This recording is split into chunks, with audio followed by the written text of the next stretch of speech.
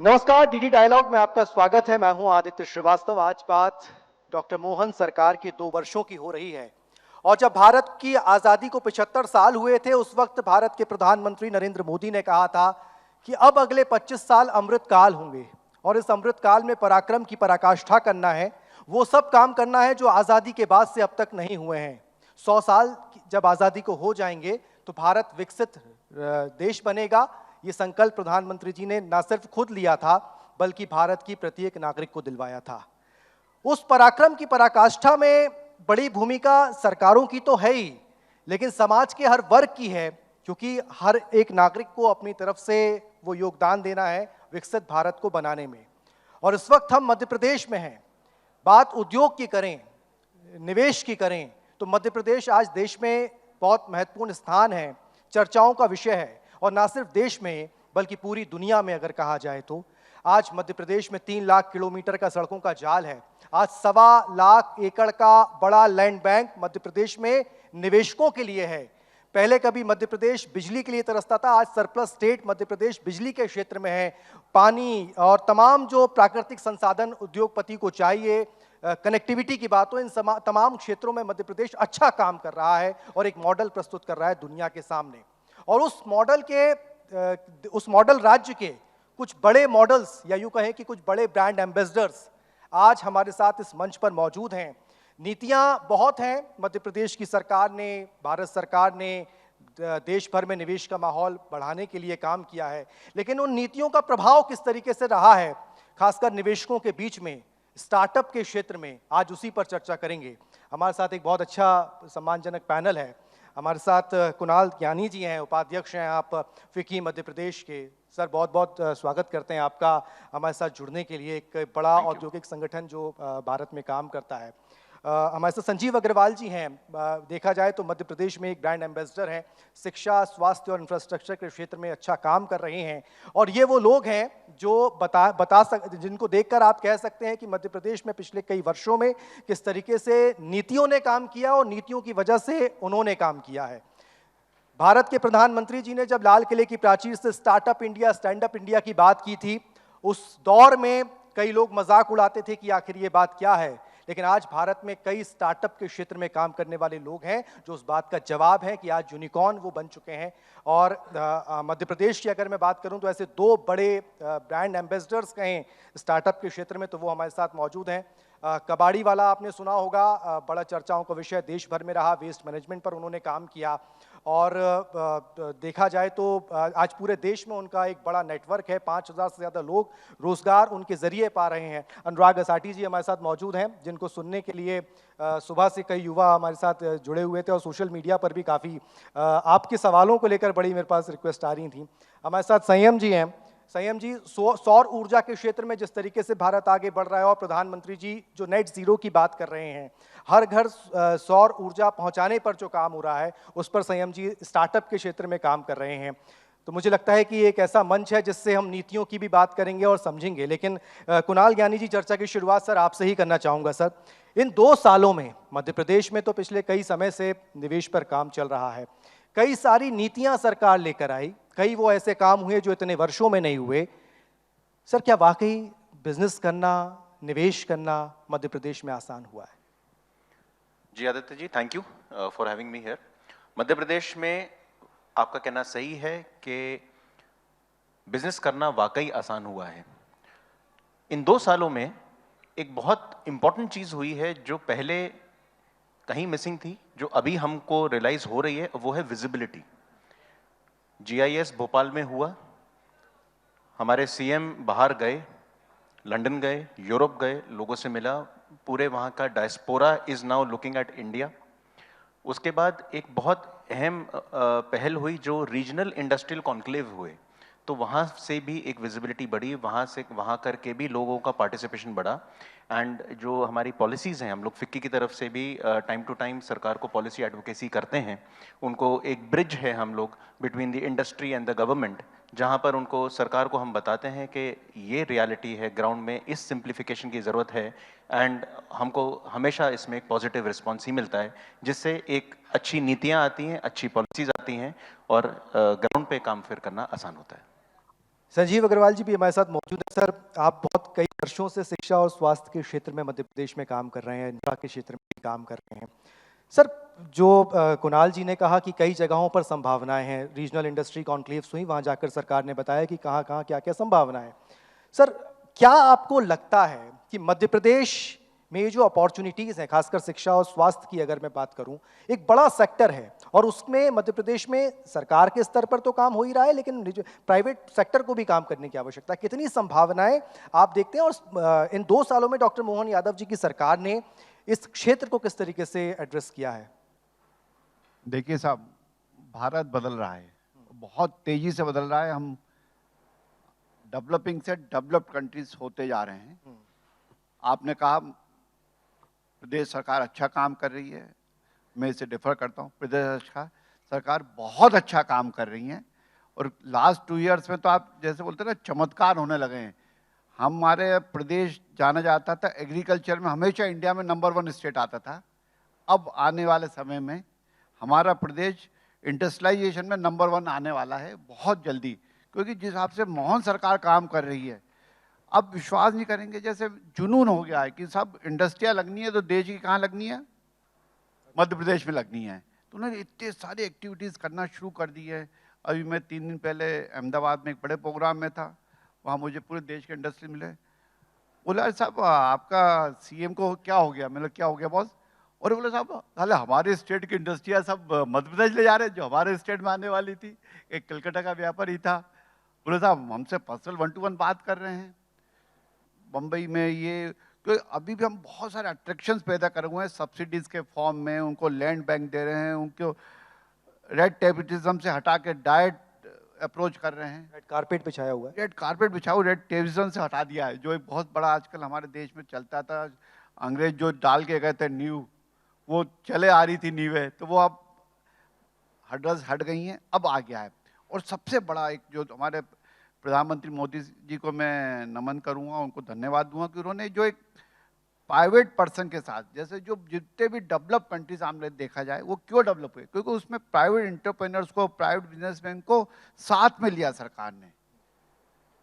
ऐसा ही चीज़ हमारे यहाँ हो गई है और वो इम्प्लीमेंटेशन मध्य प्रदेश में बहुत तेज़ी से हो रहा है। जैसे भी उन्होंने हॉस्पिटल्स बना रहे हैं, हर डिस्ट्रिक्ट में हॉस्पिटल है, तो 4 हॉस्पिटल का कल ही में हमारे मोहन यादव साहब ने एक उद्घाटन करा पीपीपी मॉडल्स पे।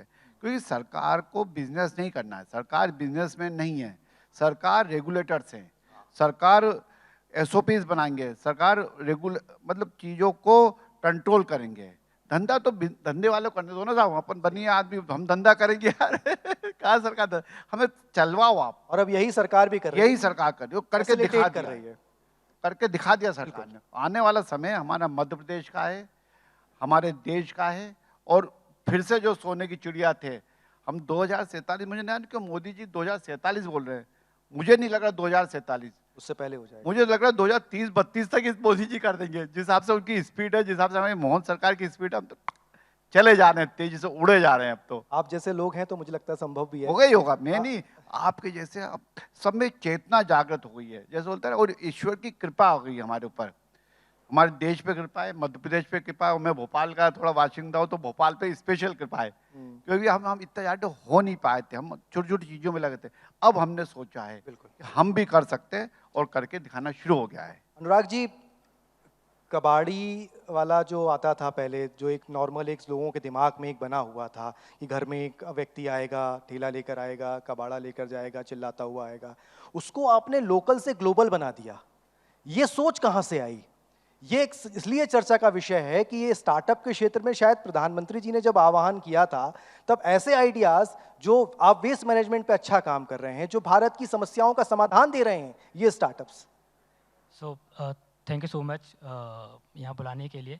सो बेसिकली द कबाड़ी वाला का जो कॉन्सेप्ट है, तो मैं बताता हूँ स्टार्ट कैसे हुआ था। इनफैक्ट ये तब स्टार्ट हुआ था जब मुझे स्टार्टअप वर्ड भी नहीं पता था, और एंटरप्रेन्योरशिप वर्ड जो आजकल बहुत चल रहा है, तब मुझे इसका आइडिया भी नहीं था। तो मैं यहाँ भोपाल में पढ़ने के लिए ही आया था कॉलेज में, तो मेरे रूम में बहुत सारी रद्दी इकट्ठी थी, तो मैंने सोचा था मैं इसको बेच देता हूँ और शायद 100-150 रुपये आ जाएंगे। तो ऐसा कॉलेज में आपको होता है कि समोसे खाने के पैसे हो जाएंगे। तो मैं वो बाहर बेचने के लिए निकला, तो कोई कबाड़ी वाला मुझे मिला नहीं। फिर मैंने ठेले वाले को देखा तो भी नहीं मिला। मैं 1-2 घंटे बाद वेट किया, कोई दिखा नहीं। मैं सोचा ऐसा हो सकता है ना, एक वेबसाइट हो या कुछ हो कि कोई कबाड़ी वाला बुलाना हो, बुला लो। उस टाइम पे अमेज़न, फ्लिपकार्ट चलते थे, और अब तो खाना ऑर्डर करना हो, कैब ऑर्डर करनी हो, सब आ जाता है, लेकिन कबाड़ बेचने के लिए ऐसा कुछ नहीं था। तो वो लगा ऐसा कुछ होना चाहिए। तो मेरे को वेबसाइट बनाना आता था, तो मैं तुरंत में गया, मैंने वेबसाइट बना दिया, और कुछ दिन बाद ही एक कवरेज आ गया, एक कस्टमर आ गया कि कबाड़ बेचना है। तो मैं सरप्राइज्ड कि यार ये कस्टमर कैसे आ गया। वो मैंने क्या फेसबुक पे डाल दिया था कि कबाड़ बेचने के लिए वो कर सकते हो, रिक्वेस्ट डाल सकते हो, और मुझे बिज़नेस का कोई आइडिया नहीं था, कबाड़ से तो मेरा कोई लेना भी नहीं था, मैं तो जानता भी नहीं था कबाड़ में पेपर, प्लास्टिक क्या रेट क्या होते हैं। फिर मैं और मेरे रूममेट से हम तीनों बाइक पे ट्रिपलिंग करके उस कस्टमर के घर पहुंच गए कि चलो देखते हैं होता क्या है। और वहाँ पे जब मैं पहुँचा तो मेरे कॉलेज का जूनियर ही था वो। मैं ये भूल गया कि फेसबुक पे डाला तो जितने दोस्त जुड़े होंगे तो उन्हीं से कोई ना कोई बुला लेगा। वो कॉलेज के जूनियर था, उसने बुलाया और वो बोलता है सर आप यहाँ पे क्या कर रहे हो। मैं कहता मैं तो कबाड़ का तुमने रिक्वेस्ट डाली थी तो मैं आ गया है लेने के लिए। बोलता है सर अभी तो कैंपस प्लेसमेंट शुरू हुए हैं, जॉब लग जाएगी आपकी, आप ये क्या कबाड़ उठाना के लिए आप आ गए हो। तो फिर वहाँ पे लेकिन तीनों सब एक दूसरे की शक्ल देख रहे थे, कबाड़ वहीं रखा हुआ था, बट पता नहीं था करेंगे क्या। फिर वहाँ पे कबाड़ी वाले को ढूंढा, उसको बोला तू कबाड़ ले जा, और फिर वैसे करके जर्नी एक स्टार्ट हुई। फिर लोकल न्यूज़पेपर में, दैनिक भास्कर में कवरेज आया कि कॉलेज के कुछ लड़कों ने कबाड़ बेचने का काम स्टार्ट किया है। और फिर मुझे सुबह से फ़ोन पे फ़ोन आ रहे हैं कि आप भैया कबाड़ लेने कब आओगे, कब कबाड़ ले जाओगे, हमारा कबाड़ पड़ा हुआ है। मैं बहुत ज़्यादा डर गया और मैंने फ़ोन को स्विच ऑफ कर दिया और मैं कॉलेज चला गया एग्ज़ाम देने के लिए। फिर जब मैं कॉलेज में एग्ज़ाम लिख रहा था तो मुझे रियलाइज़ हुआ कि इतने सारे लोग अगर एक साल कॉल कर रहे हैं और बुकिंग आ रही हैं तो कुछ तो प्रॉब्लम है, सीरियस प्रॉब्लम है। फिर मैंने उसका प्रॉपर स्टडी करना स्टार्ट किया और फिर धीरे धीरे बिजनेस को स्टार्ट किया। ये एक उदाहरण है जो कहते हैं ना कि जॉब, नौकरी के पीछे ना भागें, जॉब देने वाले बने, तो ये एक वो उदाहरण है। संयम जी, आप जिस लक्ष्य के साथ काम कर रहे हैं, भारत आज सोलर के क्षेत्र में बड़ा अच्छा काम कर रहा है और दुनिया के सामने प्रधानमंत्री जी ने जो लक्ष्य रखे हैं उन लक्ष्य को पाने पर भारत आज एक ट्रेंड सेट कर चुका है दुनिया के सामने। सबसे पहले तो ये बताइए कि सौर ऊर्जा के क्षेत्र में आने के पीछे कैसे आपको ये आइडिया आया और क्या संभावनाएं आपको दिखी, और मध्य प्रदेश में वो किस तरीके से फलीभूत होती दिख रही हैं आपको? ओके सर, बहुत अच्छा सवाल सर। बेसिकली मेरी जब इंजीनियरिंग कंप्लीट हुई थी इन 2012 में हमारा नया घर बन रहा था, तो ऊपर पापा वाटर हीटर लगवा रहे थे घर पे। सो उस टाइम पे मैं काफ़ी बिजनेस अपॉर्चुनिटी के बारे में देख भी रहा था, कहीं नॉन वोवन बैग्स का बिजनेस करूँ, क्योंकि बिजनेस क्लास फैमिली से ही थे हम लोग। तो उस टाइम पे मेरे फादर ने एक जो वाटर हीटर इंस्टॉल कर रहा था तो उसके सामने जाके बोला कि मेरा बेटा इंजीनियरिंग करके आया है MIT पुणे से, वो बताएगा वाटर हीटर की वर्किंग क्या होती है। सो अब पता है इंजीनियरिंग कैसे होती है। So I was the last bencher, हमेशा पता ही नहीं, लास्ट के 10-15 दिन पढ़ के हम लोग पास हो जाते थे इंजीनियरिंग। जो इंजीनियरिंग कर रहे हैं या कर चुके हैं वो लोग मेरी बात से एग्री करेंगे।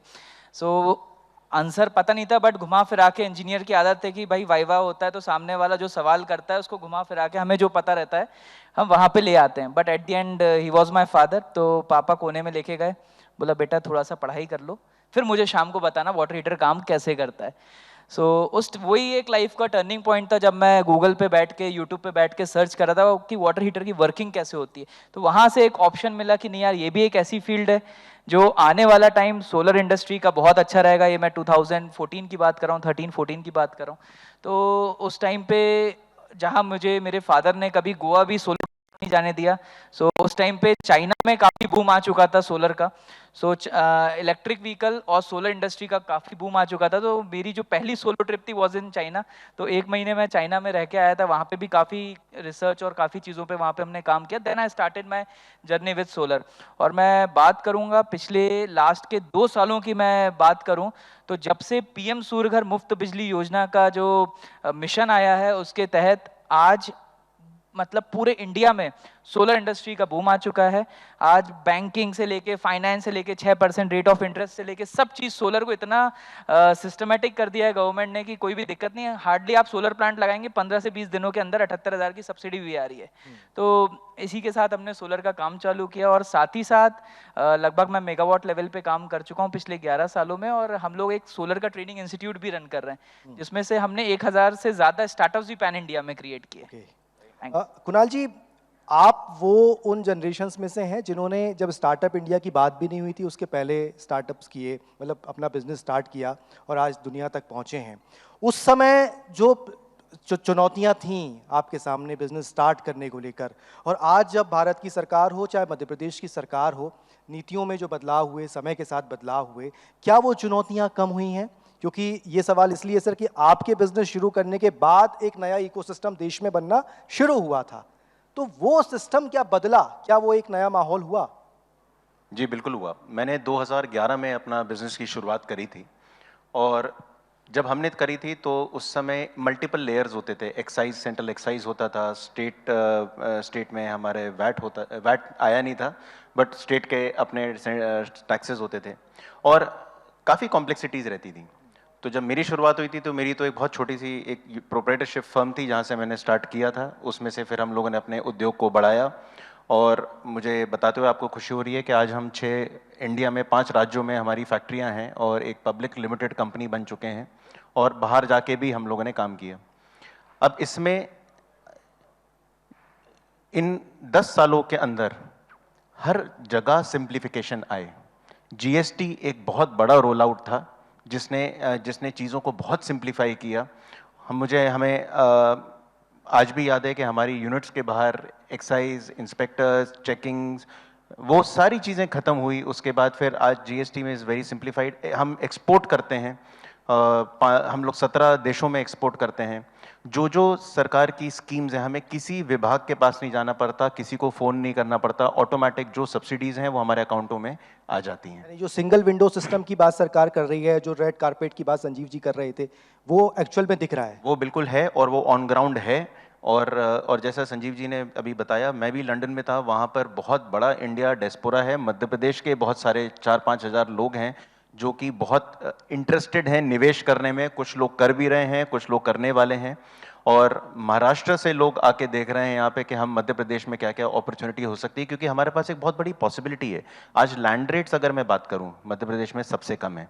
आज हमारे पास मध्य प्रदेश में डेवलप्ड इंडस्ट्रियल प्लॉट्स हैं which are up for sale, और बहुत ही अच्छा सिस्टम है जिसमें आपको किसी के पास नहीं जाना, आप अपने घर बैठे ऑनलाइन अपने प्लॉट्स को रजिस्टर करा के अपना उद्योग चालू कर सकते हैं। यही नहीं, इसके अलावा हमारे पास मध्य प्रदेश में एक क्लियर पॉलिसीज हैं। फर्नीचर की क्लियर पॉलिसी है। पीएम मित्र पार्क अभी जो धार में बना है, which is a massive textile park जो बना है, उसने एक बहुत बड़ी अपॉर्चुनिटी खोल दी है। तो टेक्सटाइल की नीतियां, फर्नीचर की नीतियां, ऐसे करके क्लस्टर्स की नीतियां बहुत क्लियर हैं। तो किसी को भी अगर यहाँ आके निवेश करना है तो आप मानेंगे नहीं कि आपके पूरे प्रोजेक्ट कॉस्ट की लगभग 50 से 55% तक आपको सब्सिडी के तौर पे वापस मिल जाते हैं। सो ये एक बहुत अच्छी अपॉर्चुनिटी है किसी के लिए भी मध्य प्रदेश में आके इन्वेस्ट करने के लिए। आप ही के सवाल से एक सवाल संजीव सर, मैं आ रहा हूँ आपके पास। मैं इसलिए भी लाना चाहूँगा कि आप विदेशों में भी निवेश कर रहे हैं। देश के बाहर निवेश करना और भारत में निवेश करना, मध्य प्रदेश में निवेश करने, क्या फ़र्क है? आसान कहाँ है? जब तक मैंने बाहर जाके फैक्ट्रियां नहीं लगाई थी तो मुझे लगता था कि इंडिया बाहर बहुत आसान होता होगा, लेकिन बात बिल्कुल उल्टी है। अगर इस दुनिया में मैन्युफैक्चरिंग करनी है, उसके लिए सबसे अच्छी जगह हमारा देश है, और मध्य प्रदेश उसका दिल है। मध्य प्रदेश उसका दिल है। संजीव जी, मुख्यमंत्री जी भारत में सब जगह घूमे, मध्य प्रदेश में वो क्षेत्रीय स्तर पर गए, भारत के अलग अलग जगहों पर रोड शो किए, अलग अलग राज्यों में सब जगह घूमे, और दुनिया में भी अलग अलग देशों में गए हैं। और बाहर का निवेशक जब मध्य प्रदेश आएगा, उसको जब आमंत्रित किया मुख्यमंत्री जी ने, और जो आप बता रहे हैं डायस्पोरा इंटरेस्टेड दिखाई भी दे रहा है, उससे मध्य प्रदेश के जो कोर निवेशक हैं, जैसे आप जैसे लोग जो हैं, जो मध्य प्रदेश में काम कर रहे हैं या जो करना चाह रहे हैं आप जैसे लोग, उनको क्या फायदा होता है? देखिए, हमारी तो बल्ले बल्ले है। बाहर से जब पैसा आएगा तो लोकल पर्सन को तो फायदा होगा ही ना। यहाँ का पूरी इकोनॉमी उठेगी। तो कहीं ना कहीं, जैसे मैं रियल एस्टेट में काम कर रहा हूँ, मैं एजुकेशन में हूँ, मैं हेल्थ केयर में हूँ, मैं होटल ला रहा हूँ, तो पूरी इकोनॉमी उठती है तो मेरा होटल भी चलेगा, मेरा आदमी यहाँ आएगा, बीमार होगा तो हॉस्पिटल में एडमिट भी होगा तो वहाँ भी पैसा देगा, उसके रहेगा तो बच्चे पढ़ेंगे तो हमारे सेज इंटरनेशनल स्कूल में जाएंगे, सेज यूनिवर्सिटी में एडमिट, तो सबकी बल्ले बल्ले होती है साहब। पैसा आना चाहिए, मेन पावर आना चाहिए, और सबसे बड़ी चीज़ है सोच आना चाहिए। तब सोच आ रही है, सोच आएगी तो टेक्नोलॉजी आएगी, और पैसा तो इंफ्रा है पूरे विश्व में। अब FDIs वगैरह देखो ना, सब इंडिया की तरफ देख रहे हैं। कोई भी मार्केट, पूरा वर्ल्ड मार्केट गिरता है, परंतु इंडिया का मार्केट गिरना बंद हो गया। पहले कभी यूएस में छींक आ जाती थी, नैस्कॉम जरा सा हिलता था तो इंडिया धड़ाम हो जाया करता था, आज से 20 साल 25 साल पहले। अब सीनियर बदल गया है, वो हिल जाता है, वो बुखार आ जाए, परंतु यहाँ तो छींक भी नहीं आती। तो ये बदलाव आया है और बहुत तेजी से बदलाव आ गया है। बस अभी और थोड़ा सा टाई अप और होना है और थोड़ा विश्वास पैदा करना हमारी जनता के ऊपर। जैसे मोदी साहब बहुत अच्छा काम कर रहे हैं। उन्होंने जब फर्स्ट टाइम पे आया था तो कहा था कि जो सेंट्रल एजेंसियां हैं वो थोड़ी अच्छे से और रेगुलेट होंगी, हर चीज ऑनलाइन हो जाएगी। 60-70% ऑनलाइन हो गई हैं, तब भी अभी ऑनलाइन होने के में अब ऑफलाइन हो जाता है, क्योंकि ऑनलाइन इतना अच्छा सिस्टम नहीं बन पा रहा है, क्योंकि अभी हम लेडर चढ़ रहे हैं। जब हम प्लेटफॉर्म पे आ जाएंगे तब हम परफॉर्म बहुत अच्छा कर पाएंगे। अभी हम थोड़ी स्ट्रगलिंग फेज में हैं, ऑनलाइन में कहीं कहीं स्ट्रगल्स आ जाती हैं, तो मार्चिंग टूवर्ड्स बेस्ट है, परंतु एक्सेल करना बाकी है और हम करके दिखाएंगे। मैं इसमें एक बात ऐड करना चाहूँगा आपको कि गवर्नमेंट पहले रेगुलेटर्स हुआ करते थे, अब now they have become facilitators. और दूसरा, बाहर की economies particularly Europe, Australia, US, ये इकोनॉमीज ग्रो नहीं कर रही हैं उतनी पेस से जितना उनको करना चाहिए। सस्टेन कर रही हैं, हम हाँ, ग्रो कर रहे हैं। और उनके लिए वहाँ मैन्युफैक्चरिंग करना बहुत मुश्किल हो चुका है। उनके लेबर लॉज, उनके फैक्ट्री लॉज बहुत ज़्यादा मुश्किल हो गया है और वो सब लोग इंडिया की तरफ देख रहे हैं। और जितना ज़्यादा विजिबिलिटी मध्य प्रदेश की बढ़ती जा रही है, तो सब लोगों के रेडार में मध्य प्रदेश आज की तारीख में है। एक जो इकोसिस्टम स्टार्टअप्स को लेकर बना है अनुराग जी, और हमने वो दौर भी देखा हाल में जब दुनिया की अर्थव्यवस्थाएं डगमगा रही थी, उस वक्त भारत अपनी अर्थव्यवस्था को थामे हुए था और ग्रो कर रहा था। उस दौर में भी भारत ने हाल में देखी ये चीज़ें। ये जो माहौल पिछले 2014-15 के बाद से देश में बना, क्या आपको लगता है कि स्टार्टअप्स का भी एक बड़ा रोल उसमें रहा? और जो नीतियां स्टार्टअप्स को लेकर केंद्र की सरकार हो चाहे राज्य की सरकार हो उसने बनाई हैं, इन नीतियों ने नए विचारों को जगहें दी हैं देश में? बिल्कुल सही बात है। इनफैक्ट स्टार्टअप का बहुत बड़ा रोल रहा है। किसी भी देश में अगर स्टार्टअप्स हैं और आप जॉब सीकर की जगह जॉब क्रिएटर हैं, तो आप अल्टीमेटली हेल्प करते हैं इकोनॉमी में। और जैसे आपने कहा, पॉलिसीज़ का एक बहुत बड़ा रोल रहा है, सेंट्रल गवर्नमेंट की और स्टेट गवर्नमेंट की। जैसे सेंट्रल गवर्नमेंट ने, जब हमने स्टार्ट किया था, आई थिंक कुणाल भी इस बात सहमत करेंगे, हमें से फंड की कोई सपोर्ट सिस्टम नहीं था उस टाइम पे, पॉलिसीज़ नहीं थी कि आपको फंड दिया जाएगा स्टार्टअप करने के लिए। और जब भी कोई स्टार्टअप करता है, आज आपके पास भी आइडिया हो तो आपको सबसे पहले फंड चाहिए। आप स्टार्ट कैसे करेंगे? बेसिक मिनिमम फंड तो सबको लगता है। तो आज सेंट्रल गवर्नमेंट की स्कीम्स हैं, सीड इंडिया फंड है, जहाँ पे आपको अप टू 50 लाख रुपीज़ तक, in fact up to 1 crore rupees तक आपको सपोर्ट मिलता है, जो गवर्नमेंट के थ्रू होता है। और इंक्यूबेशन सेंटर्स आजकल इतने सारे ओपन हैं। इनफैक्ट स्टेट गवर्नमेंट की, अपने एमपी की भी पॉलिसीज़ इतनी ज़्यादा सपोर्टिंग है। आपको सब्सिडीज़ हैं, आपको सस्टेन करने के लिए एम्प्लॉयज़ को up to 5000 I think salary support भी दिया जाता है, इलेक्ट्रिसिटी सब्सिडी भी है। इंक्यूबेशन सेंटर्स हैं, आपको इवेंट अटेंड करना हो उसके लिए भी आपको पैसा दिया जाता है। सीड इंडिया तो है ही, इनफैक्ट 15% अप टू 15 लाख तक का भी आपको एक ग्रांट है अगर आपने कहीं से ही फंड रेज किया है। तो इस तरीके के इतने ज़्यादा फंड के सपोर्ट्स हैं, पॉलिसीज़ हैं, तो आप कुछ भी सेटअप करना चाहते हैं अल्टीमेटली वो आपको हेल्प करता है। सेकेंडली, आज के टाइम पर जो स्टार्टअप्स की बात हो रही है, इनफैक्ट जितना भी हम डिस्कशन कर रहे हैं, वो अपने आप में एक बहुत बड़ी बात है। आज कोई भी अपने घर पे जाके बोलेगा कि मुझे स्टार्टअप करना है, तो शायद पहले कोई सपोर्ट पेरेंट्स नहीं करते थे। आज कोई बोलता है मुझे स्टार्टअप करना है, तो बहुत बड़ा एक सपोर्ट सिस्टम है। सब सपोर्ट भी करते हैं, बिकॉज इतने ज़्यादा सक्सेस स्टोरीज अपने आसपास देख रहे हैं। और एक कंट्री लेवल पर भी हम देख रहे हैं कि सिर्फ अपने कंट्री में नहीं, बाहर भी जाके उन्होंने इतना सेटअप किया है और इतना एम्प्लॉयमेंट जनरेट कर रहे हैं। तो अपने आप में एक सक्सेस स्टोरीज है और इसमें गवर्नमेंट का एक बहुत ज़्यादा बड़ा रोल है उसको सपोर्ट करने के लिए। संयम जी, एक इम्पॉर्टेंट बात बताना चाह रहा था। एक जो अनुराग ने सीड फंडिंग की बात करी, मैन्युफैक्चरिंग में एक CGTMSE स्कीम होती है जिसमें कोई भी आके collateral free loan up to 10 crore मिल जाता है। सो अगर कोई भी नया एंटरप्रेन्योर है जिसको अपना बिजनेस अगर बढ़ाना है, उसको इन्वेस्ट करना है, तो वो इसके अंतर्गत लोन मिलते हैं बैंकों से और आप अपने प्रोजेक्ट को ला सकते हो। बहुत महत्वपूर्ण बात आप बोल रहे हैं सर, और मुझे लगता है इसका फ़ायदा स्टार्टअप सेक्टर को भी मिल रहा होगा। मैं हाल में एक खबर पढ़ रहा था जिसमें एक डेटा निकल कर आया कि जो PM सूर्य घर योजना जिसकी आप चर्चा कर रहे थे, करीब 24 से 25% घरों में लग चुका है। ये एक बड़ा अचीवमेंट है। यह आंकड़ा भले ही 100 में से 25 कम दिख रहा होगा, लेकिन इतने कम वर्षों में 25% तक लगना एक बड़ा अचीवमेंट है। और अभी संभावनाएं बहुत हैं। अगर 25 की हम बात कर रहे हैं तो संभावनाएं हम समझ सकते हैं क्या है।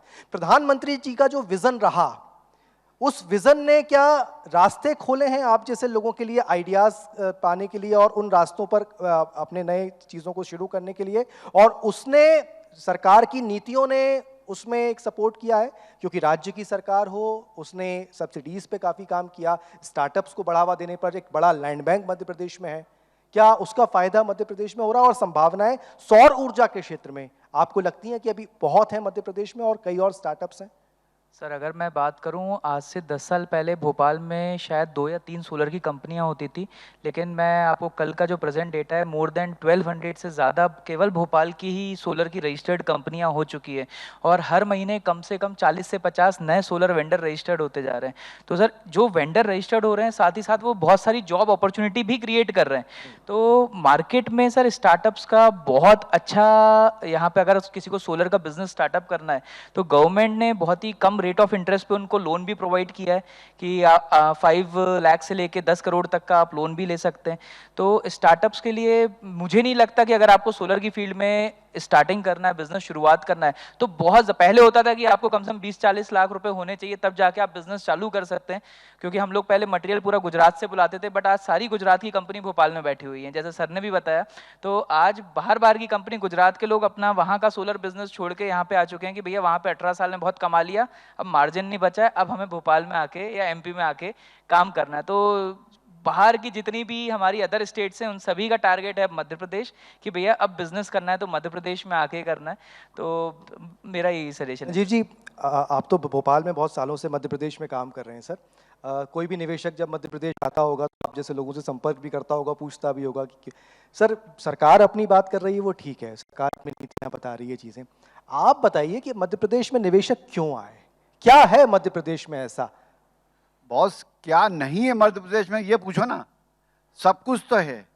यहाँ का एनवायरनमेंट इतना अच्छा है, वेदर कंडीशन अच्छी है, यहाँ पर ट्रांसपोर्ट बहुत बहुत अच्छा है, हर तरह से दिल में बैठा हुआ, पूरा देश का सबसे सेंटर में, तो ट्रांसपोर्ट कम लगता है।